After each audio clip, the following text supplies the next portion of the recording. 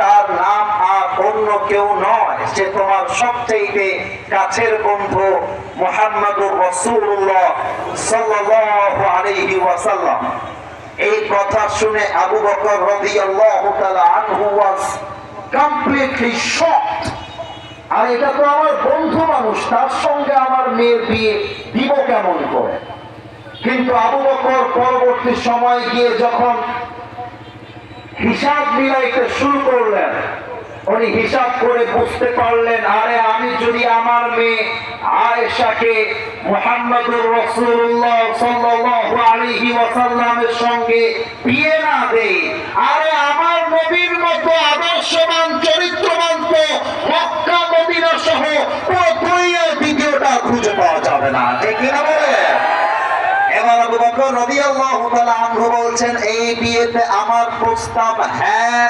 এবার আপনারা অ্যারেঞ্জ করেন। বিয়ে হয়ে গেল 6 বছর বয়সে, কিন্তু সংসার শুরু হলো 9 বছর বয়সে।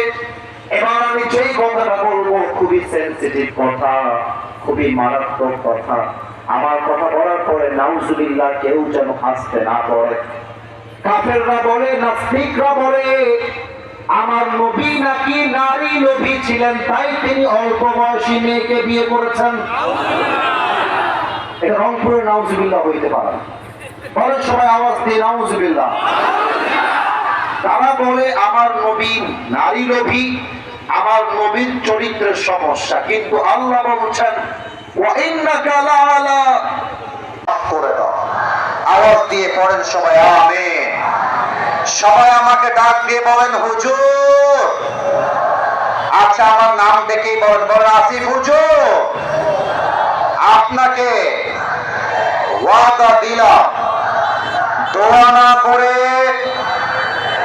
এই যে আওয়াজ কমে গেছে, আর জোরে কম, দোয়া না করে আমরা কেউ যাব। এবার হাতটা উঁচু হবে, সবার হাত উঁচু হবে, বলেন যাব না।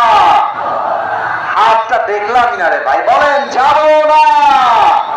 বলেন সবাই আওয়াজ দিয়ে ইনশাআল্লাহ।